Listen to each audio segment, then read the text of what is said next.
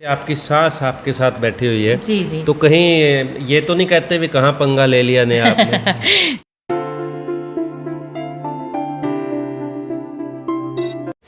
तो जी आप बताएं कि जैसे कोई आप पीछे से लड़ते झगड़ते तो नहीं भाई आपने कहाँ ये क्या छेड़ दिए?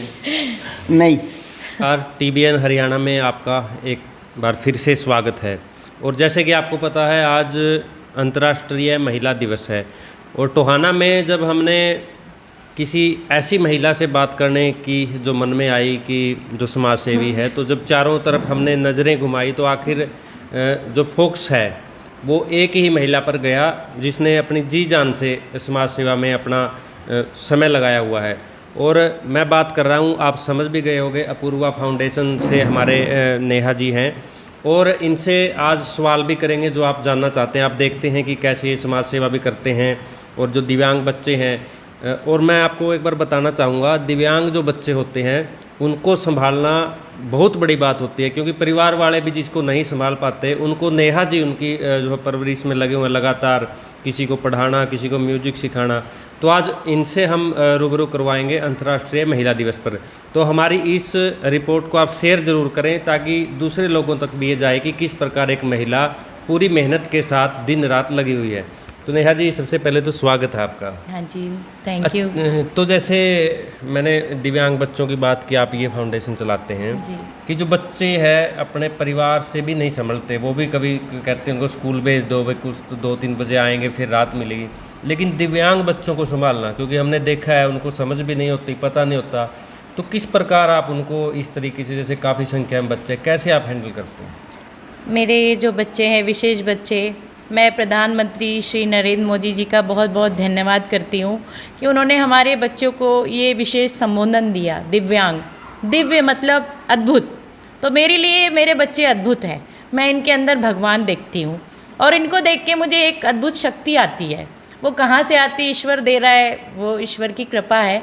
लेकिन पेरेंट्स जब परेशान होते हैं तो मुझे बहुत दर्द होता है, क्योंकि उन्हें तो पूरे जीवन पर्यंत इन्हें संभालना है। हमारे पास जितने टाइम रहते हैं हम इनकी सेवा करते हैं, जिस बच्चे में जो योग्यता होती है उसे सिखाते हैं। तो योग्यता की आपने बात की, मैं बीच में टोकूंगा आपको जी। जैसे कई बार हमने देखा है जो दिव्यांग बच्चे आते हैं तो आप उनको ऐसे तराशते हैं, जैसे किसी का म्यूजिक में है तो आप लगे होते हैं कि इसको म्यूजिक में, जैसे कई देखा है जो सानवी है बच्ची, तो आप कैसे मतलब ये देखकर लगा लेते हैं कि इस बच्चे की रुचि, हालांकि दिव्यांग होते वो बता भी नहीं पाते, तो आप कैसे उनको वो करते हैं?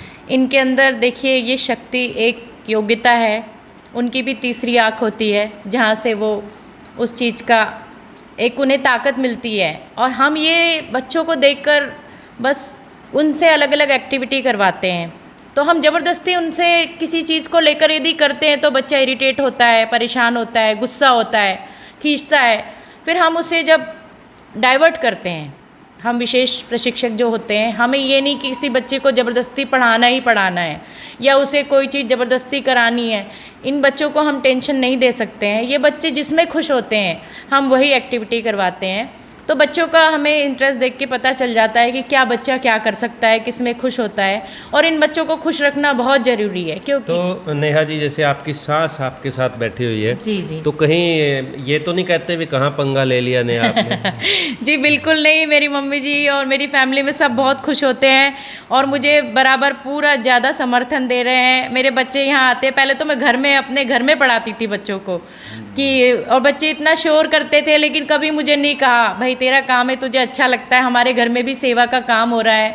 बहुत खुशी होती है मेरे मम्मी डैडी जी को, मेरे पति देव को, मेरे बेटे को भी अच्छा लगता है, कहता है मम्मी देखो आपके बच्चे आ गए। तो बस मुझे यही परिवार का समर्थन ही मुझे हिम्मत दे रहा है और आगे बस मैं इन परिवार के साथ के सहारे, आप लोग के सहारे, आप लोग के मोटिवेशन से दिव्यांग बच्चों के लिए अपना ये जो सेवा दे रही हूँ ये आगे और जीवन पर्यंत कर सकूँ। अंतर्राष्ट्रीय महिला दिवस आज है, तो इसके ऊपर क्या एक छोटा मैसेज देना चाहेंगे? सभी पहले मेरी माताओं बहनों को अंतर्राष्ट्रीय महिला दिवस की हार्दिक शुभकामनाएं। मैं यही संदेश देना चाहती हूँ कि हमारे सम्मान में कोई एक दिन निर्धारित नहीं है कि 8 मार्च महिला दिवस, आज का दिन हमारा सम्मान हो।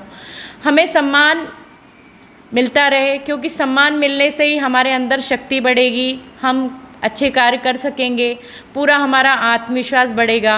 और मेरी महिलाओं को भी यही संदेश है कि एक दूसरे का पूरा सम्मान दें, क्योंकि जब महिलाएं ही महिलाओं का सम्मान करती हैं तो और ज़्यादा आत्मविश्वास बढ़ता है और हम और ज़्यादा अपने कार्यों को अच्छे तरीके से कर सकते हैं। तो नेहा जी, एक सवाल मेरे दिमाग में पहले से ही था कि आपसे जो है अपील भी करवाएंगे कि आज महिला दिवस है, लेकिन आपने देखा होगा जो वृद्ध आश्रम है, जैसे मेरे से पहले जोनी जी ने भी जिक्र किया था, जी जी, जो वृद्ध आश्रम है उसमें बुजुर्ग तब जाते हैं जब किसी बच्चे की शादी हो जाती है, क्योंकि शादी से पहले हमने नहीं देखे कि किसी के माँ बाप। तो क्या लगता है कहीं ना कहीं हमारी जो बेटियां हैं, हमारी बहनें, उनको क्या मैसेज देंगे कि कहीं ना कहीं ऐसा भी सवाल उठता है कि जब बच्चे की शादी हो जाती है तब ही ये ऐसी नौबत आती है, क्या कहेंगे? ऐसा है कि ये चीज़ पहले काफ़ी होती थी, है ना। लोग, लड़कियां अपने स्वार्थ को लेके ज़्यादा सोचती थी कि भाई शादी हुई है, हम बस आराम से रहेंगे, हम काम धाम नहीं करेंगे। लेकिन एक औरत की जब शादी होती है तो उसके साथ पूरे परिवार की जिम्मेदारी आती है उसके ऊपर। तो पहले से माँ बाप उसे इस चीज़ के लिए प्रिपेयर करें कि ससुराल जाना है, आपको सास ससुर की सेवा भी करनी है और पूरा घर संभालना है, और फिर आप अपने कार्यों को बाद में करें जो आप करना चाहती हैं, जो अपने लिए आपने सोच रखा है, अपने सपनों को जो आप साकार करना चाहते हैं तो करो। ऐसा नहीं है, हर महिला को अधिकार है अपने सपनों को साकार करने का।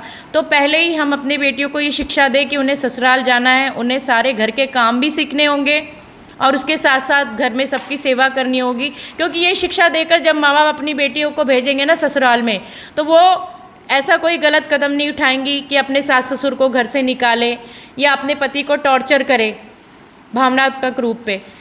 तो अब ऐसा सोच बदल रही है। हमारी कई सामाजिक संस्थाएं जो काउंसलिंग करती हैं कि हाँ, और हमारे बुजुर्गों को भी सरकार ने अधिकार दिए हैं कि उनके साथ यदि ऐसा कुछ होता है तो वो उसके लिए आगे खड़े हों और उसमें अपनी बात रखें और उसके प्रति जो उन्हें सम्मान और जो कानून बने हुए बुजुर्गों के लिए कि उनके ऊपर यदि ऐसा कोई परिवार में कोई अत्याचार होता है, घर से निकाला जा रहा है, तो उनके साथ खड़े होकर उन्हें अधिकारों के प्रति सजग करें ताकि वो अपने आप को सुरक्षित कर सकें। जी बिल्कुल। और जैसे कि नेहा जी, आप देख रहे हैं आज परिवार बिखर रहे हैं जी, लड़ाई झगड़े से, कहीं प्रॉपर्टी का विवाद है, कहीं पे पैसे का।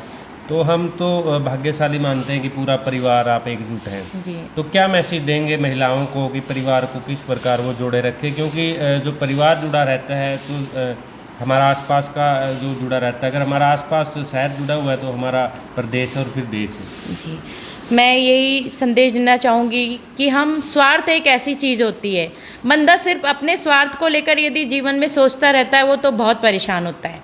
सिर्फ अपने लिए ही सोचना नहीं है, हमारे आसपास भी जो लोग हैं वो खुश रहेंगे, स्वस्थ रहेंगे तो हमारा परिवार भी हिम्मत और मजबूती के साथ उसका सामना करेगा। तो बस यही मेरा महिलाओं को संदेश है कि आप सभी अच्छी सोच के साथ आगे बढ़ें, अपनी सोच पॉजिटिव रखें कि अच्छा करेंगे तो अच्छा मिलेगा। जी शुक्रिया नेहा जी। और नेहा जी की सास भी है, दो शब्द इनसे भी जानेंगे। तो जी आप बताएं कि जैसे कोई आप पीछे से लड़ती झगड़ती तो नहीं, भाई आपने कहा ये क्या ठेर दिए? नहीं नहीं। तो कैसे इतना ये करते हैं, जैसे बच्चों को भी संभालते हैं, आप बता रहे हैं अगर परिवार का भी और आप लोगों के साथ भी इतना प्रेम प्यार है, तो ये कैसे मतलब उसको मैनेज करती है? ये कर लेते हैं ना, टाइम से उठ के सारा काम कर लेती है, हमारे लिए खाना बना कर रख जाती है, नहीं तो नाश्ता दे जाती है, आके खाना बना देती है। मतलब आप लोगों को खुशी है कि घर के काम भी करती है और संस्था वाले? हाँ हाँ, हमारे को बहुत खुशी है। तभी तो ये मेरे बेटे ने बनवाया था जिम, तो बहू ने उठा दिया यहाँ से, वो अपने मकान में लेगी। मैंने कि फिर ये तू ले ले, आराम से कर, ऐश कर, पूरा दे दिया। अब यहाँ बेटी बैठती है सारी सुरक्षित एरिया में है बेटियां जो है सारा, कोई भी ऐसी चीज़ नहीं है भैया बेटियों को परेशान करे किसी चीज़ भी। यही अब मेरे पड़पोती हुई है।